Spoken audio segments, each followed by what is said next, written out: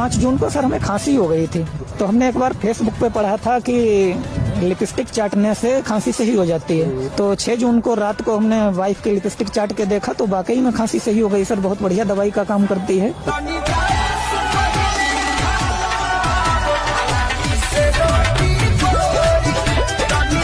मैं आपसे कुछ मांग सकता हूँ?